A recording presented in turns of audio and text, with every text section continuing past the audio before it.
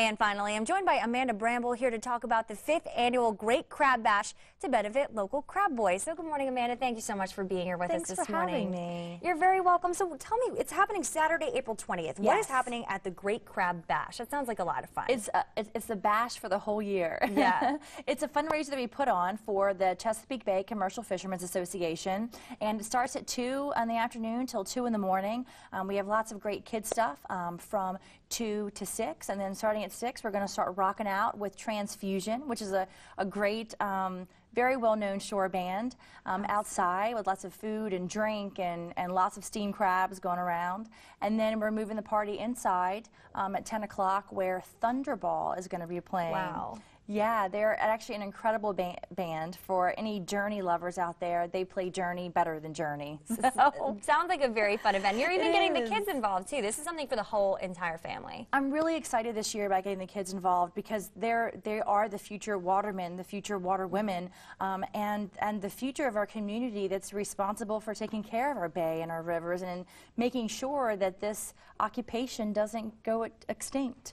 Speaking of which, that occupation is not only just important for the whole Eastern Shore, but especially the town of Cambridge. It's very important.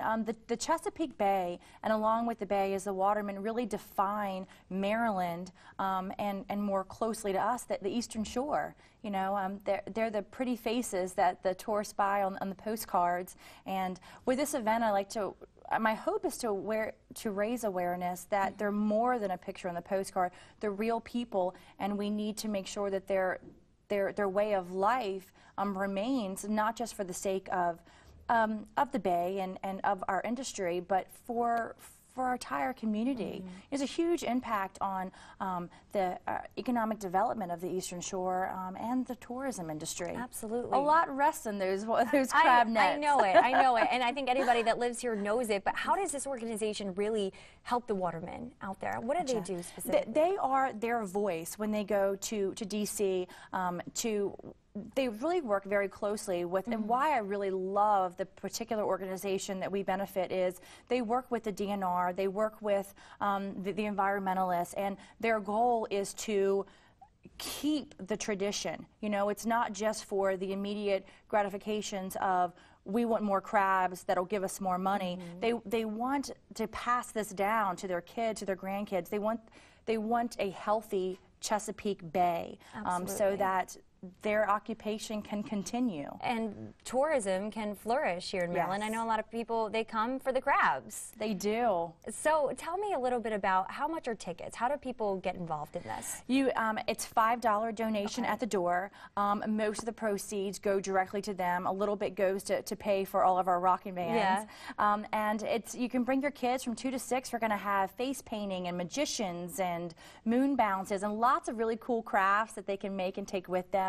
And a little bit of education kind of thrown in there without the kids knowing about it. Absolutely. So how does the local watermen, I mean, we were talking about how much of a role they play not just in the Eastern Shore and the town of Cambridge, but also in your business, Jimmy and Sooks. So talk to us a little bit about that. My goodness, without the watermen, there would be no Jimmy and Sooks. For everyone who doesn't know, and I'm not sure if you do, a Jimmy is a male blue crab and a Sook is a female blue crab. I actually brought you a shirt today. Great. I always love free t-shirts. But I think that I think that it might be a little bit big for you. I love it. My gosh, well, first of all, they supply me with probably half of the food that I sell, and Jimmy and Sooks is about locals being able to come in and say, hey, that's where I'm from. That's what my grandfather did. And for tourists to come in and say, oh, that's what they do, and this is why I need to treat the bay the way that I need to in order to sustain these people that are hanging in these pictures and in these artifacts on the wall. So, my goodness, watermen are the foundation of what my restaurant's about. Absolutely. So where can people get some more information, whether it be on Jimmy and Sooks or on this crab bash? They can go to our website, which is jimmyandsooks.com. We also have a Facebook page, obviously with the same name. But they can go on there and get all the details and all of the great activities that are going to be going on. All right, great. Amanda, thank you so much for being here with us this morning. It was always great to speak with you, so thanks for stopping by. Thank you. And thank you for watching Good Things Delmarva. Remember to catch us here every Sunday morning. We'll see you next week.